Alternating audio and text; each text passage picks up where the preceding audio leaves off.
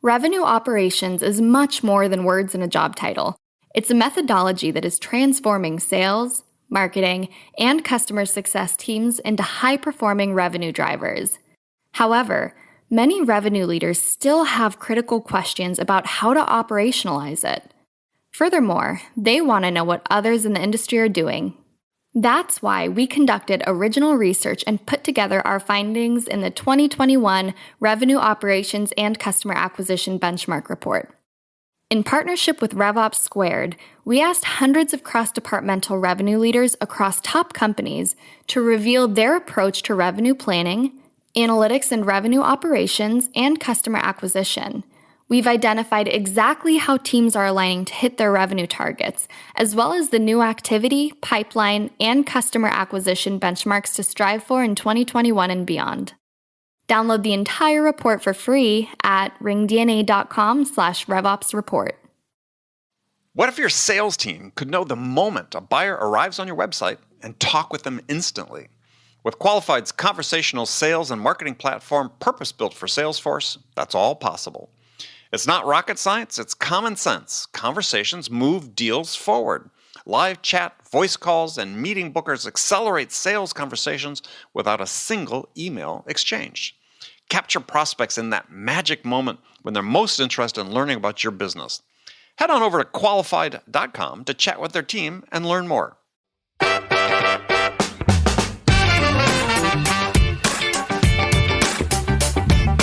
What you gotta ask yourself from there is, once you know what those things are you the person who has the right beliefs, mindsets, and skills and knowledge to get there? And you gotta be crystal clear to yourself. You gotta be totally transparent.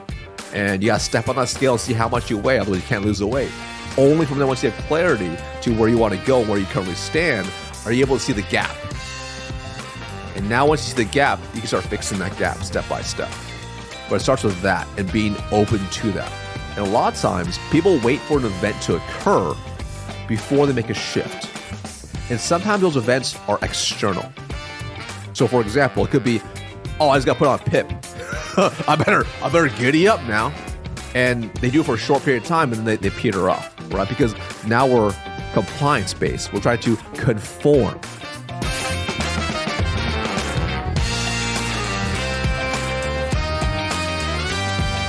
Hi, friends. Welcome to the Sales Enablement Podcast. I'm your host, Andy Paul. Now, that was Marcus Chan.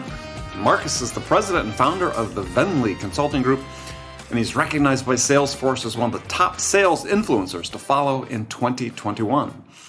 And in our conversation today, we covered a lot of ground, beginning with how Marcus got his start in sales selling Speedo swimsuits. Sort of like me starting my career selling women's shoes. We talk about our passion for sales coaching and dive into what we can all do to improve the coaching that is provided to individual contributors. Then we talk about how selling has changed in the past couple of years, but then we turn our focus to talking about the near-term changes that we see that will occur over the next few years and what that means for all sellers. So all this and much, much more. Before we get to Marcus, I want to remind you to subscribe to this podcast wherever you listen to it. And if you could, we'd really appreciate if you could also leave us a review and tell us how we're doing. So thank you. All right, let's jump into it. Marcus, welcome to the show. All right, Andy, I'm excited to be here. Excited to have you here. So, you're where? You're in Portland? Portland, Oregon. You got it, man. That's exactly right. We keep it weird here. Well, you're keeping it climatically weird there. Yeah, so the Northwest has become like the new Death Valley from a weather perspective. Yeah, yeah. I mean, last week, we're just not used to it, right? We were running like 110 degrees. Fahrenheit. It's really hot for out here, and because it rains like 9 months out of the year usually here, and it's pretty, it's not really that hot or that super cold. So a lot of people don't have AC out here. Now I'm fortunate; I have AC. I need to have AC. I run hot, but it's I was nice and cool. My house climate controlled, but I knew many people that were just suffering, with their like 95-degree apartments and houses. I felt bad for them. Oh yeah. No, I remember watching the Olympic track and field trials earlier this summer with Eugene, where the temperatures were in triple digits, and it's like, it's not supposed to do that up there. Oh yeah, and I'm from Eugene, so down there, a lot of people just typically don't even have AC. It's not really the thing they want to have. So I was like, Ooh, that's terrible. Good thing the hotels down there have AC, so it was totally fine. Yeah. No, I think I was thinking that during the Olympic track and field trials. I was thinking, gosh, yeah, if you were a HVAC person, company in Oregon or Washington these days, business is probably pretty good. Oh yeah, they're stacked for weeks. So tell us a bit about you and what you do. Yeah, absolutely. So I'm Marcus Chan, founder of Venli Consulting Group, and I help B2B sales professionals directly help them earn an additional $50,000 to $100,000 more in commissions every single year. And I do it through my sales training coaching programs. Now, before I did this business, because I've been running this business now for about 22 months now, it's been an incredible journey. Before this, I was in corporate America for over 14 years, started at the very bottom outside of B2B sales. I've actually only worked for 2 major Fortune 500 companies. And in that time, I was promoted 10 times in 10 years. It got to the point where I was leading a Salesforce over 110 plus employees over multiple states doing hundreds of millions in revenue. And that was a lot of fun before I made that leap in September 2019 to start my own business. So it's been a really fun journey across the board from in corporate life to do my own thing. But I'm excited to be here. So you're a swimmer. Yes, you're absolutely right. Do you still swim? No, it's been a while now. No. So what's funny is it's funny because growing up, I was a competitive swimmer my whole life. And I loved the competition aspect of winning and stuff. I hated practice because when you're in the pool and you're working out, when you have 11 workouts a week, you just don't enjoy it. You get to a point, especially when you're in high school and stuff, you're I want to go see friends, I want to go out and stuff. So when I was about to graduate high school, going to college, because I was planning to swim collegiate, however, there's not very much money in swimming for scholarships. And I had to pay for school myself. So actually, I made that choice to stop swimming at that point and just go to college and just do that. And I still actually swam in college in terms of, just to work out every day for an hour just to stay in shape and whatever. But then once college is over, I just stopped. I stopped. I just got distracted with life and was trying to figure out sales, my career, getting married, all those things. But I still, for a while, I picked it back up again, and I was swimming again. Not a lot, maybe 1,500 meters a day just to stay in shape to supplement everything else I was doing. But I pretty much have stopped doing it consistently, especially after once everything shut down. I'm all right, I'm just I'll do my other workouts now. It is what it is. Yeah, well, I've swum my entire life. Didn't swim competitively a couple years in high school, but just kept swimming, and then really got into master swimming as an adult. And the last 2 years has not seen me in a pool. Oh yeah. I mean, and even master swimming is a commitment, right? The team I was in, it depends. It depends. Well, at least the team I was on with the masters team that was part of it. I mean, because our team was super intense. I mean, we were 14 years old. We were working out 5.5 hours a day from the pool to dry land, multiple practices. We were doing 10,000 meters a day. So our masters team was not that intense, obviously, but they were still an hour and a half every morning, for 6 days a week. Saturdays were 3 hours. I mean, it was there were some pretty good master swimmers out here because our team was a little bit intense. Yeah. Yeah. Well, I mean, the teams I with, you had your choice. I mean, I had periods where I was intense, where I was getting ready to swim at nationals. That's amazing. Yeah. I love that. Get more intense than that. But other than that, I mean, nice thing about master swimming is no coaches are yelling at you. It's true. I'm here because I want to be. Just shut up. Yeah. I got yelled at a lot, so I get that. So, but you took your interest in swimming into your professional career because you sold Speedo swimsuits. It's true. Your first job. I started in women's shoes. You started selling swimsuits. That's great. Yeah. Oh, yeah. I mean, it was actually a really nice transition because growing up, I worked my whole life growing up. My parents had a Chinese restaurant, and they actually sold it right before I started college. And I actually planned to work there to pay for college and just do all that. So when they sold it, I'm I have to get a job now. So back then, no one really posted jobs online. So I literally was on classified ads and doing all these things. And I reached into my network because I was tight in the swimming network and found out there's a new swimsuit store opening up in town. And I went to go work for them. And I was in charge. I had the retail sales piece, but I also would go to swim meets. So if you remember the swim meets, they had like, some team people sales and so on. Yeah. Team sales. They would have people just like slinging gear and stuff.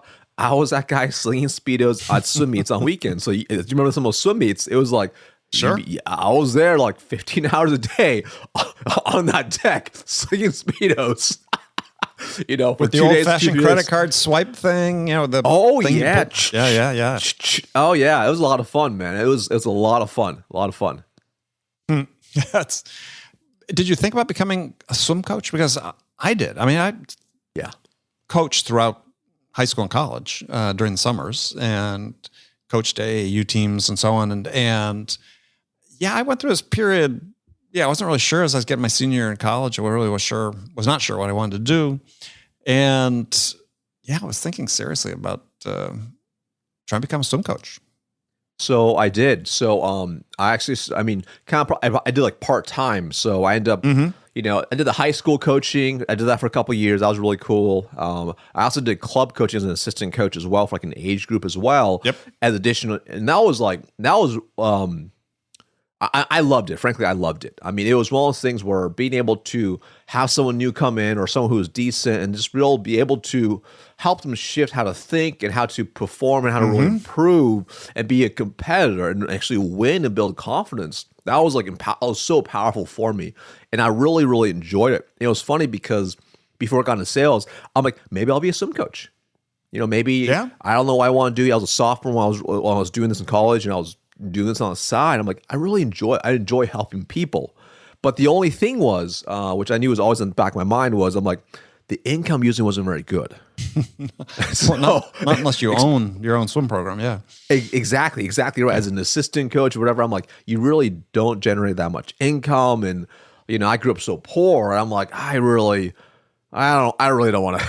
I really don't want to be a coach and make very little money and really struggle. So I end up not doing that. But I always said if at the time if money wasn't a thing, I would have just done that. Yeah. There's something appealing about it because I love the coaching part, and exactly as you said, I loved helping people improve. Yeah. Right, and these were kids. I was doing age group coaching, but I'm fortunate to have a couple swimmers that they didn't become national champions or anything like that, but became nationally ranked at an age group level, and purely through their own taking the accountability for their own performance as young people and putting in the work. It was, as you said, it was very inspiring.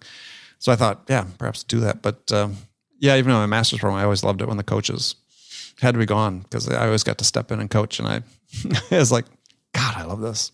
So it's very interesting. I mean, I think to even, when I was, 13, 14, I was kind of like in that pivotal moment of, mental development. And I remember I just didn't take it seriously. And I remember, I still remember like the shifts that my coach did to me to really shift me from being just like an okay swimmer to becoming a really good swimmer, but also just some of the mental stuff and the commitment and some of these things that you hold so valuable down the road. I'm like, wow, he really helped shape a lot of core values and beliefs I have today that started, a couple decades ago. And I always appreciated that. In my case, it was much longer ago than that. But I still remember one thing so I sort of shifted from swimming to running in high school. So cross country and track. And I remember my cross country coach, we were in the middle of a workout, and he apparently thought we had a pretty good team. And this is back in Wisconsin. We were one of the better teams in the state at the time. And he thought we were underperforming in workout one day, and he sort of sat us down. And I just always remember him saying, he says, and I said, subsequently I've read this, so I know he didn't originate it, but it just stuck with me. I can hear him saying, it's like, while you're goofing around, what do you think your competitors are doing? Right. Oh, right. Yeah. That's like, oh yeah, So I still think about that today, even in sales, when in competitive situations, it's like, I don't have to make that extra call, or, I don't, maybe I could slack off a little bit. Not that I do, but I mean, you can, your inner voice is saying, you have to go that extra mile on this proposal, or, think harder about what we could do, be creative in the situation. It's like, if I don't, I know my competitor is. And so I always played it the other way, which is I'm going to do this because I know my competitor is taking it easy. That's right. I mean, it's interesting because I remember my coach would say similar things, or like he'd pull like random quotes from other people that I actually at the time I thought were his quotes.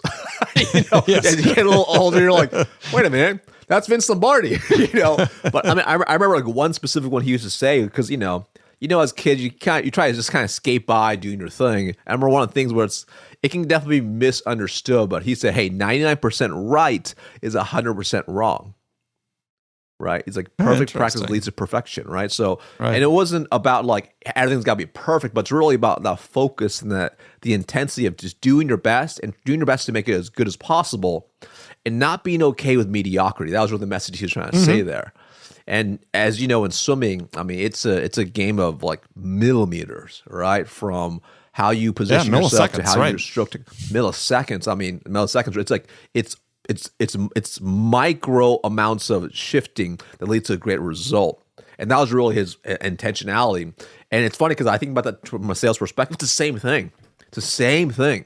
It's a micro shifts that you do in your sales process that actually leads to macro results. But oftentimes, everyone looks for like a macro change when the truth is, a lot of times is tiny shifts here and there that actually lead to better results that you're actually looking for. Oh, absolutely. I mean, it's yeah. I mean, so two things on that. One is I want to say two things at once, which always works out badly. Yeah. I like to ask sellers.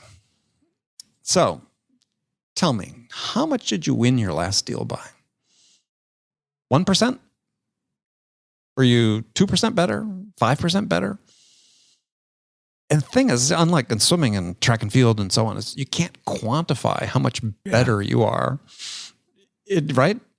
In order to win the deal. Yeah. I mean, the customers make a decision. It's like, yeah, they may have a spreadsheet. Maybe you're cheaper by a certain percentage, but it's not always about price. Right. So it gets back to this idea you were talking about is at least in my mind, it's always been, and I stress to people I coach, is that every little thing matters because you have to presume that the margin of victory is only 1% between you and everybody else. That's it.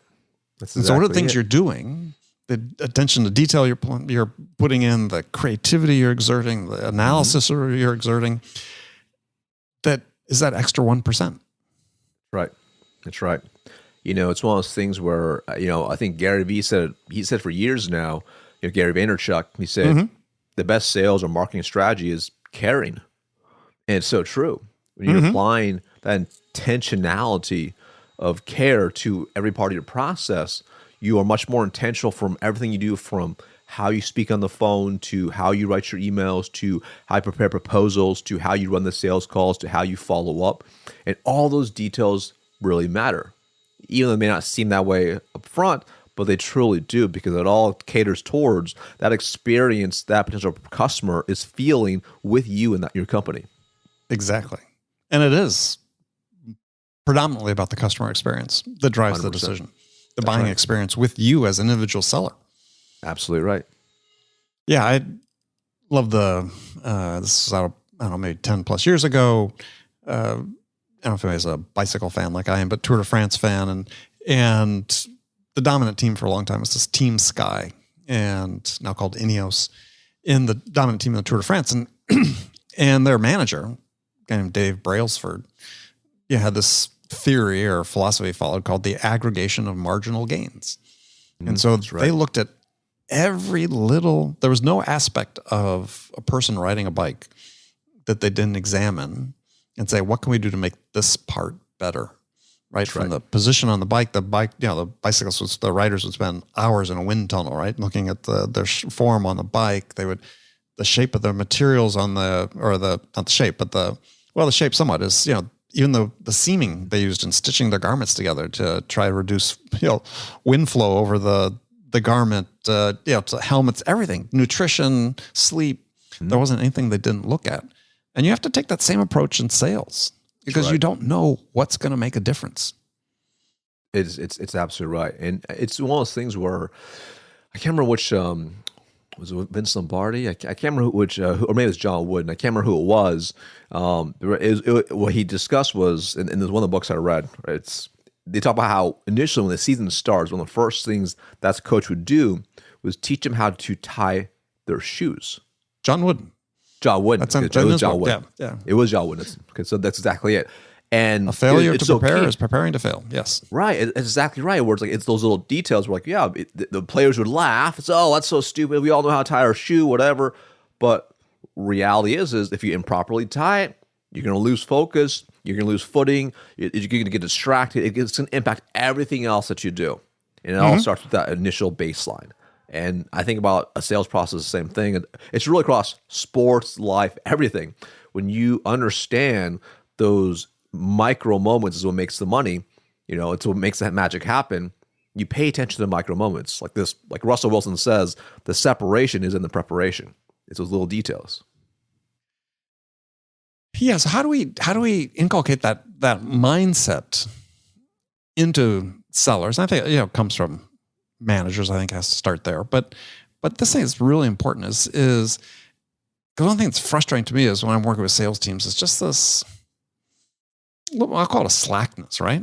I mean, it's not paying attention to the details, not understanding that the details are important. Just following the process instead of, to your point earlier, being very intentional about every moment. Yeah. Yeah. Well, what I believe is it starts with first their belief. And they have to have a belief that they are not a product of their circumstances. And a lot of times, especially when you talk to, let's call it the average rep, right? The average rep, oftentimes, if they are not performing to a level they expect of themselves or what the company expects of them, they usually will try to find external reasons on why they're not able to hit their goals or get to where they want to go. And you'll hear all types of things from, hey, we don't have the right tech stack. We have bad product market fit. I have a bad leader. I have all these XYZ reasons. And yeah, for sure, sometimes those might be very valid reasons that can impact it. But at the end of the day, it's having that belief that you can control what you can control. And you can't control those things, but you can control how you show up, how you prepare, and how you interpret those events to get the desired result you want. Because if you don't, your competition will, or someone else on your team will, and they'll get a better result than you. So I think it starts with first is just that ownership and belief that you are 100% accountability for accountable to your results, but also to your own failures and mistakes. And it starts with that there. Because if you can't overcome that first, if you do not have that pure belief about that pure conviction, it's very hard to do anything else. Everything else becomes about compliance versus commitment. Yeah, or conformity versus commitment. Yeah, I agree 100%. But my belief is that increasingly these days in sales is, given the way we see it structured so often, it's become much more compliance oriented. Mm-hmm. Yeah. And it's a problem for a lot of sellers because conformity is not the path to success. It's as you just described, it's we got to pay attention to details. I like to say, if there's 5 million salespeople, let's say in the United States, B2B sellers, there's 5 million different methods for selling. Mm-hmm. And the goal really becomes for the individual is, how do I find the one that works best for me? Mm-hmm. Yeah. And I think there's it depends if you're a leader listening to this, there's things you can do as a leader, right? Like number one, you hire people who are intrinsically motivated versus just only extrinsic, right? Having the right skill sets, etc., that are coachable and that can really, really help. But as an individual, it starts off with just having clarity to yourself, having pure clarity to yourself, who you are, what drives you, and why you do what you do. Because if you lack clarity to those things, you are very unlikely to want to go towards something better. So, for example, let's just say maybe you're always middle of the pack, and maybe you're the average rep where every 12 to 18 months you just get a new sales job. And you're like, this is just normal. This is what life should be about. Like every 12, 18, I just get a new job. It's totally fine. Maybe this is better at base. Maybe this is better, whatever. I hit my number some months. I miss it some other months. It is what it is. And you kind of float. Well, that's leading a very unintentional life, right? If there's a line, this is unintentional living, and there's intentional living, right? Yeah. Most people live unintentionally. So it starts with first having clarity to, hey, where do you want to go and who do you want to become? Like, if you had to write out 10 years from today, what are the desired results you want to have achieved? And that could be anything from wealth, status, relationships, every part of your life. And what you got to ask yourself from there is, once you know what those things are you the person who has the right beliefs, mindsets, and skills and knowledge to get there? And you got to be crystal clear to yourself. You got to be totally transparent. And you got to step on that scale and see how much you weigh. Otherwise, you can't lose the weight. Only from there, once you have clarity to where you want to go and where you currently stand, are you able to see the gap. And now once you see the gap, you can start fixing that gap step by step. But it starts with that and being open to that.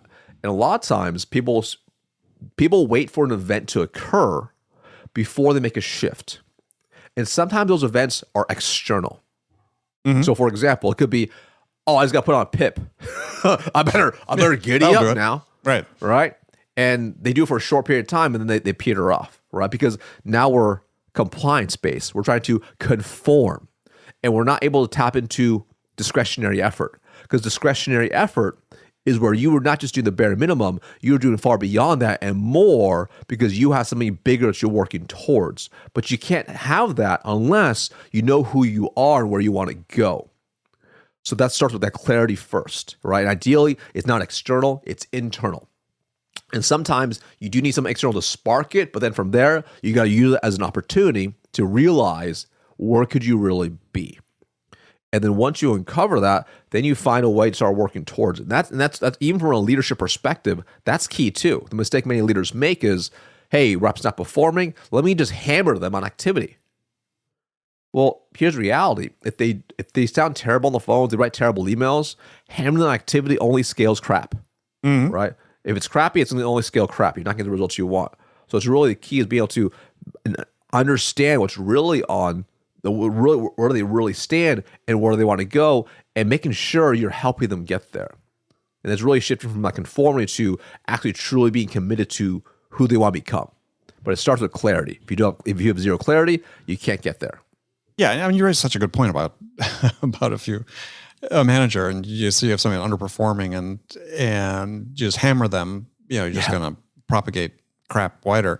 But that's a leap that unfortunately too few managers realize. And you can see it just, I spend time on LinkedIn and listen to and watch what, or excuse me, not listen, but read what managers are writing about is you can tell most of them don't get it, is that, the first fix isn't to do more. First fix is to do better. Yeah. And across the board. Somebody always says, I always want to sell more. I said, well, before you can sell more, you have to learn how to sell better. Correct. Then you can sell more better. You got to know why you want better. Has to come first. Yeah. And you have to know why.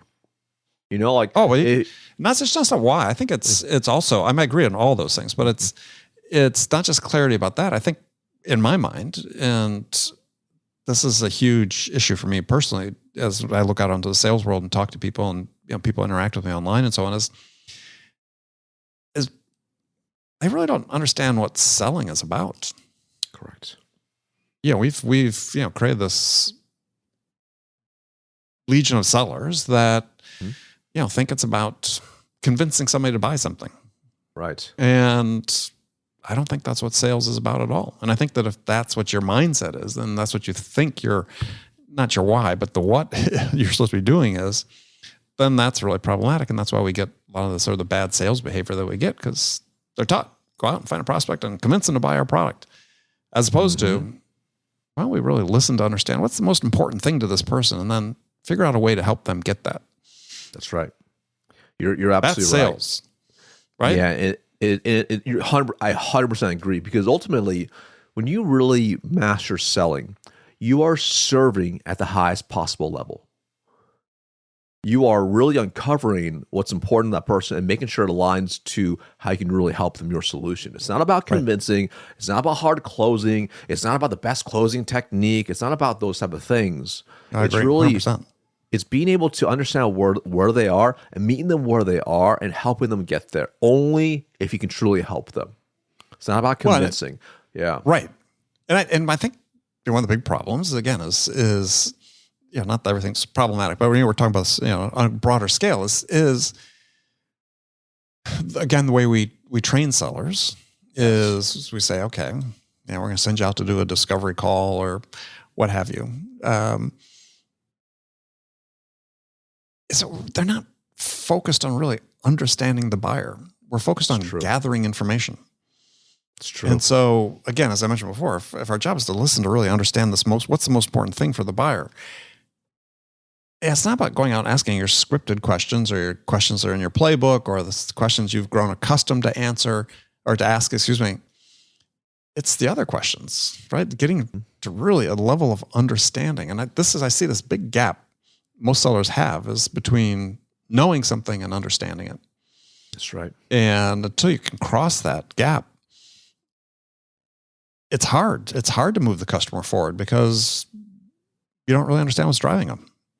100% right. I mean, I think it's really, at the end of the day, it's no different than the relationships that we have, with our spouse and whomever. Like, if you think about it, like, I've had my wife get mad at me, and the mistake Shocking. I made, I know, that's a shocker. And early on, it's like, the mistake that I made, I personally made is they're mad. They say they're mad about something, or I assume it, and I'm taking it for what they're saying, and it's totally wrong.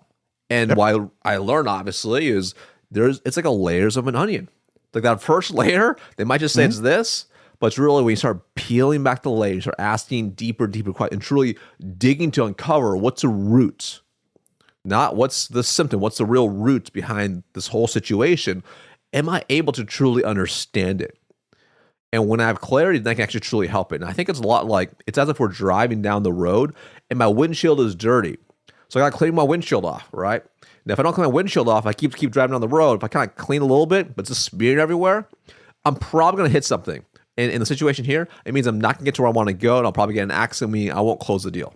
That's what's going to happen. However, if I really seek to understand, like Stephen Covey says, seek to understand, right? And I dig in deep, I clear the windshield completely crystal clear, and I can see exactly where I need to go.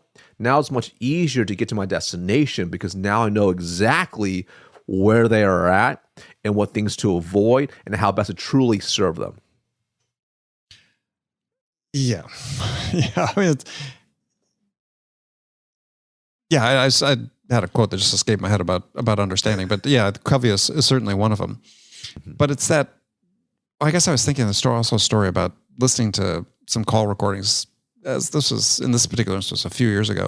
And I was listening to a number from this one company, and a client company, and listening to the seller, and these were AEs going through a discovery call, and they'd ask the question, and the buyer would give an answer, and they'd say, "Oh, okay," and then you could hear them, typing down the response. Got it. Yeah, or check mark. Yeah. And there'd be a little pause while they did that, and then they'd go to the next question. And you could tell it's the next question on a list because there wasn't a follow-up to the question they had just asked. It had nothing to do with the content of what the buyer had just told them.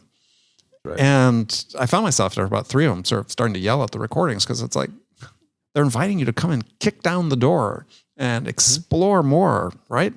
And get into greater depth about this, and you're not taking the bait. And it shouldn't be a matter of taking the bait. You should have this mindset that, look, I'm going to ask questions till I make sure I understand what they're talking about. And you can never ask, my experience, you can never ask a buyer too many questions. I've never, in my experience over decades, I've never had a buyer say, enough with the questions already. If I'm coming across as sincere, which I am, and sincerely interested in understanding what the problem is, what the outcomes they want to achieve, make sure I really understand it, I'll get all the time I need. Oh, yeah. I mean, and sometimes they'll be thanking you. They'll be like, wow. Like, basically, they're telling you the competition didn't do this, but you did. Like, you are really, like, I feel understood. And it's always a good sign when, after you did a really good discovery, like the one you just mentioned, they say something like, I feel like I'm sorry I've been talking so much. I feel like you're my therapist.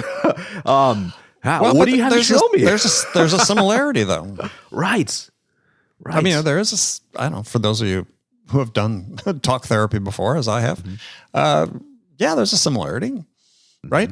You're not there to tell the buyer the answers. You're there to help the buyer figure the answer out. That's right. That's how you're influencing them.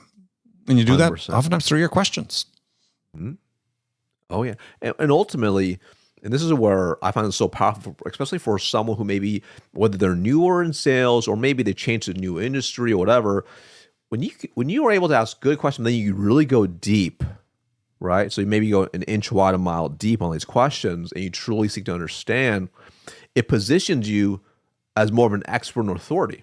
They trust you more because they could tell you're being authentic, you're being real, you truly want to help, and you're seeking to understand. You're not just asking arbitrary questions to ask arbitrary questions. You are truly seeking to understand what is going on. And that's incredibly powerful. And I think that this when you think about for really, any professional situation, like say even the doctor, people say the discovery is like going to the doctor. It's true. But when you really think about even the whole process before you go to the doctor, it's all tied to questions. From when you get a new doctor, they make you fill out a questionnaire. You fill out the questionnaire first, online or physical. Then you go have the appointment. First, the nurse comes in, asks you a bunch of questions, right? And then the doctor comes in and asks you even more questions. And then they give you the prescription. They recommend whatever surgery or whatever needs to be done to actually solve your issue. But you feel heard. And you also know when they don't do a good job with that, you're questioning their solution. You're like, I don't know if I want that surgery or prescription. Are you just trying to sell me something here? Like, you feel it. But when you feel heard that you actually can get a problem solved, you're like, okay, cool. Take my money. Take my money today. Where do I need to book this appointment? Let's go. Yeah. No, absolutely. I was just laughing at the doctor example because my wife teaches medical school, and they have a lesson they teach about the actual practice of medicine itself. But I remember one of the modules, at least when her daughter was going through med school, was that when doctors go into the examining room, they have, I think the number was like 24 sort of unconscious biases they have to filter through. Right. In order to really hear, for them to really understand what the patient is saying. That's right. Right? I mean, age, gender, race, nationality, we go through this list, how they dress, what they do for a living, all these things, the information they gather when they look at it. Yeah, it sort of triggers biases. And I think, this happens also with sellers, is you have certain inherent biases, many of them the same, that doctors have when they see a patient, that also make it harder for you to understand. I mean, part of it is, look, you've got this image of this persona in your mind that shapes sort of what you're hearing and how you're hearing it, as opposed to saying, okay, I understand it's a useful framework to have a persona, but this is an actual person I'm selling to. Correct. There's something more here, and I need to dig down and get it. Yeah. And this is where this ties back into your earlier point about the importance to that detail and preparation. So, like if, for example, like one of the bias could be if your emails you're writing are just terrible, like terrible grammar, solely everything's spelled wrong or whatever, well, they're going to perceive that's a bias you're going to have before you walk in, right? If it's on the Zoom call, if they talk to right? you, if they talk to you, yeah, right. If you actually book the meeting, now you're on, say, a Zoom call, and like your background's just a hot mess around you. You got dirty laundry everywhere, dirty dishes or whatever. You look like you just like, you haven't like had a shower in days. Well, they're going to smell you through the Zoom and be like, there's another bias right there. So it's like you have these things that are stacking against you, and you've already lost the opportunity before you had a chance to even open your mouth. Mm-hmm. Oh, this happens whether it's virtual or in person. Absolutely. Totally. Yeah, I mean, people making judgments, and I wrote about this in my second book. Is this the power of perceptions? So science has found that people make up their minds about other people within like 250 milliseconds of meeting them. Yeah, that's the time it takes you to blink your eye. It's a quarter of a second. Oh yeah, and think about that, right? To your point, flip on a Zoom call. You got laundry hanging up in the background, whatever. That perception's made. And what the research shows is that perceptions are sticky. So once someone's formed a perception of you, even if you give them evidence to the contrary, even if they on their own come across evidence that contradicts their perception, it's very hard for people to change that perception. Oh yeah. I remember early on when I was selling, so we were required to wear full suits, shirt and tie. It's all face to face, right? Days. Right. So I remember going to this appointment, and this is like a small auto shop. Mechanic who started his own business, right? They're wearing like dirty uniforms, whatever. And I'm walking with a suit, and I remember just walking with just a lot of swag or whatever. And they see this guy wearing the suit coming in, they're already like just kind of turned off, right? So even though that was basically our requirement to wear, I learned pretty quickly I had to basically diffuse it immediately. Like make some sort of like stupid joke about how they were so lucky to get to wear what they wanted, how to wear a monkey suit to hopefully diffuse as fast as possible. And I remember, and it's always like sometimes it's the little things, right? I remember when I started having some success and I really like timepieces and watches. I remember I bought my first decent watch that I liked, and it was like it was this huge thing. I mean, it was like massive watch, and it was like the metal was like chrome. I mean, it was so like flashy. And I remember like early on, I made a mistake. Like I diffused the situation with like that I was wearing a suit, and I'm wearing this brand new watch I'm very excited about, and I'm meeting with he actually happened to be an auto shop as well. Mm-hmm. And I'm going through the meeting, and it feels like it's pretty good. But I can tell you the guy's just a little bit standoffish, right? And I remember at the very end we're planning out a next step, right? Which, by the way, I did not close this deal. And he just makes like an offhand comment. We're kind of just having the normal kind of BS before we're kind of end the meeting face to face. And he just looks at me. He's like, he looks down at my watch. Like he says, "That's pretty nice watch, sir. Must be doing pretty well, huh?" And I remember I just turned bright red. I just got super flustered. I'm like, what do I say next? And I tried to kind of laugh at, it's just, it was a gift or something. I can't even remember what I said in the moment, right? And I was so flustered. I remember leaving, but I remember just seeing his face and just really realizing that he had created that perception about me that he didn't say anything about it until the very end. He kept it through the whole thing. And he just probably perceived me that this guy probably is just a slimy sales guy who just sells these deals, oversells it and whatever. He gets a commission, buys nice things, and he's out. And I'm like, I fell right into that perception. And I remember after that, I returned that watch. I was like, I'm done. I got a real basic watch because I still like to have watches. I got a real basic, non-flashy watch, and I'm like, oh boy. But it's true. You're 100% right. They stick with you through the whole thing. Well, I mean, that was always a boss's fear so when I started my first sales job, I was driving a 15, 16-year-old car. Now, in those days, again, back in the dark ages of selling, bosses wanted you to show your commitment to the job by buying a new car. Yeah. So that was sort of the thing is, yeah, get your paycheck or expect you to buy a new car. And so I'm a little contrary about some things. And so there's no way I was selling that car. But I used to just drive my boss nuts when he'd do ride-alongs with me. He said, "Can we drive my car?" I said, "No, I'll take mine." Well, and pull up in front of a customer's office. That car was in very nice shape. I'd inherited it from a great aunt who had only driven it to church on Sundays, but it stuck out like a sore thumb. I don't know.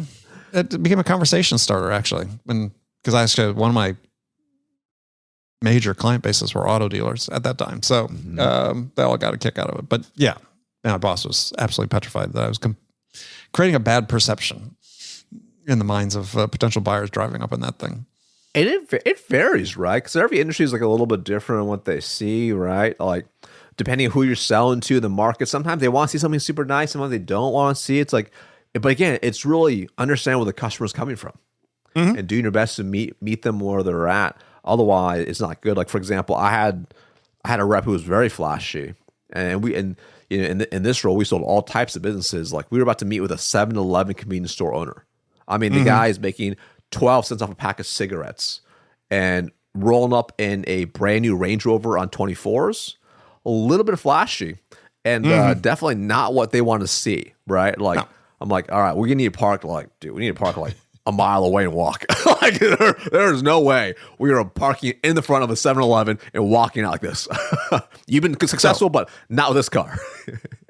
So, as I told you, my boss really hated this car. And so I did end up buying a new car from one of my auto dealer clients. But just to sort of irritate my boss, I sold my car to another guy in the office. Oh, it's awesome. He wasn't happy to me. Wasn't happy with me at all. So whatever.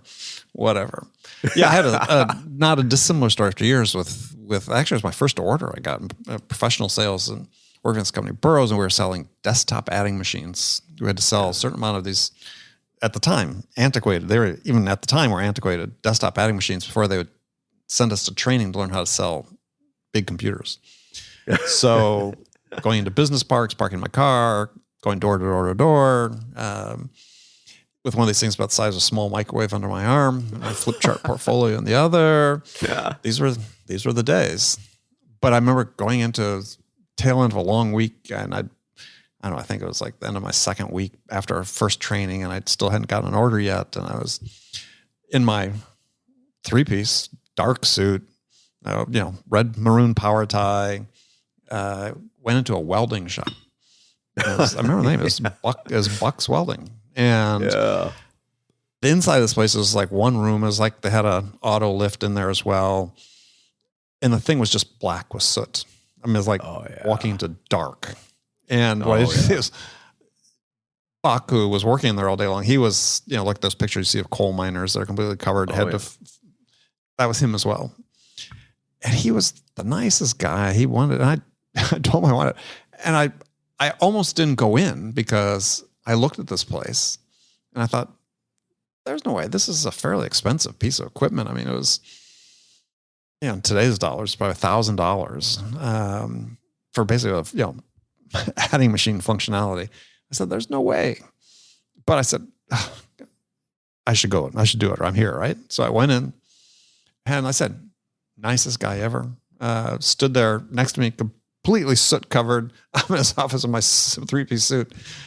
And I give him a little demonstration of this desktop adding machine. It's got some other features. And he bought it. I'm thinking maybe this is a pity sale afterwards, but whatever, right? But it's just, if I had given into my perception of biases, I wouldn't have gone in the door. I would have turned around and walked back out. But I never forgot Buck. That was my first order. I love that. And I mean, this is such a great example of that reverse bias that we can have as salespeople.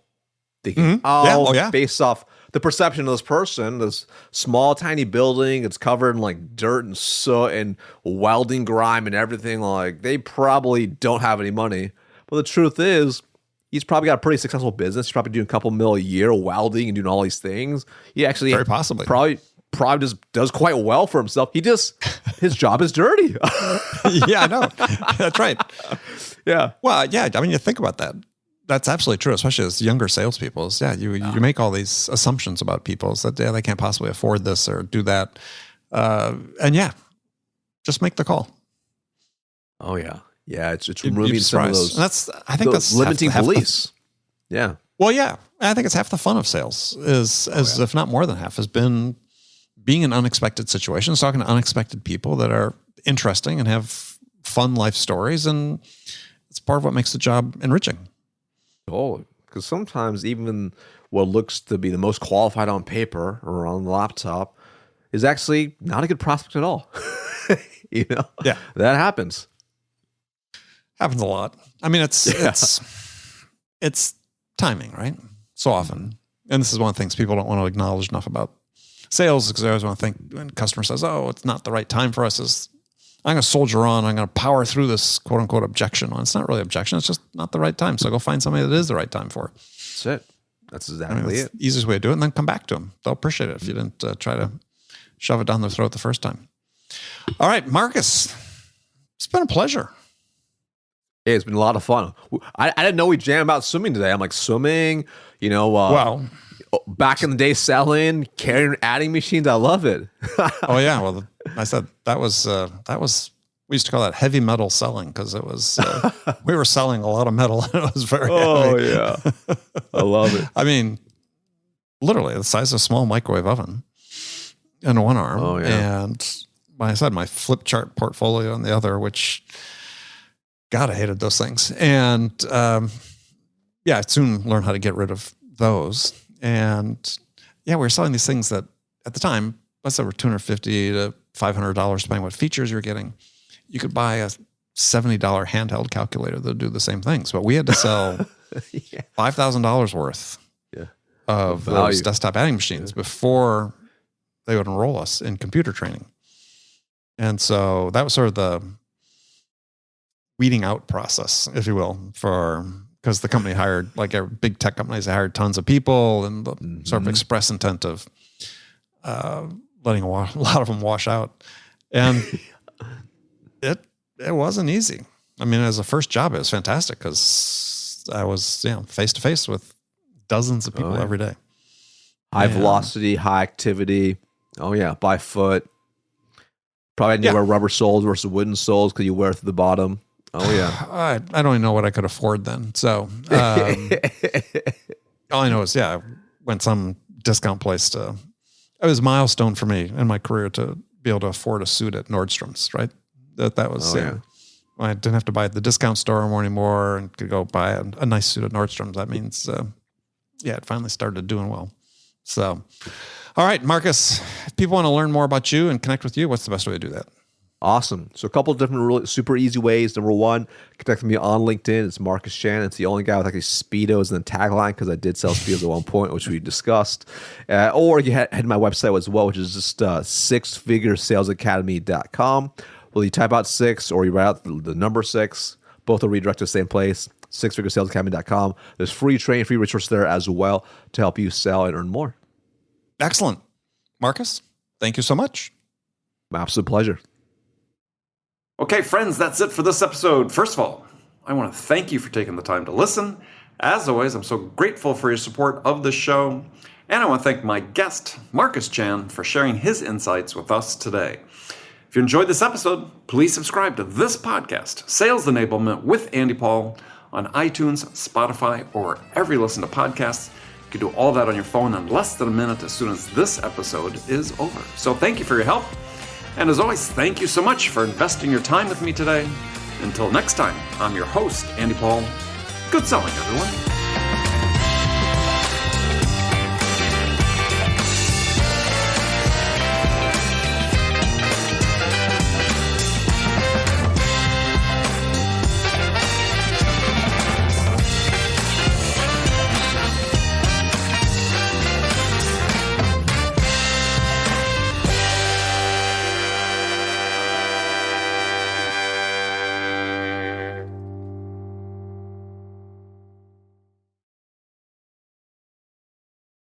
Hi, friends. I have something really exciting to share with you. We're launching a new podcast called the RevOps Podcast as part of the ringDNA podcast family. Today's leading B2B companies are embracing revenue operations as the answer to misaligned people, processes, and data that lead to recurring sales inefficiencies. However, many people still have critical questions about RevOps. What processes and tools do I need? How do I structure my team? How do I measure outcomes across sales, marketing, and customer success? And what are the best practices for doing that? So join Jordan Henderson, Jonathan Stevens, and Brandon Redlinger, and some of the world's leading revenue operations leaders as they tackle the important questions many of you face today when building a RevOps function. From ringDNA, the company that transforms sales teams into high-performing revenue drivers, comes a podcast guaranteed to go beneath the surface-level conversations and dive deep into the world of RevOps. Your hosts deliver unfiltered, thought-provoking discussions and actionable takeaways on every episode about the ideas, processes, and technology changing the B2B sales landscape. Visit ringdna.com/RevOps to learn more or subscribe now on your favorite podcast player. What if your sales team could know the moment a buyer arrives on your website and talk with them instantly? With Qualified's conversational sales and marketing platform purpose-built for Salesforce, that's all possible. It's not rocket science, it's common sense. Conversations move deals forward. Live chat, voice calls, and meeting bookers accelerate sales conversations without a single email exchange. Capture prospects in that magic moment when they're most interested in learning about your business. Head on over to qualified.com to chat with their team and learn more.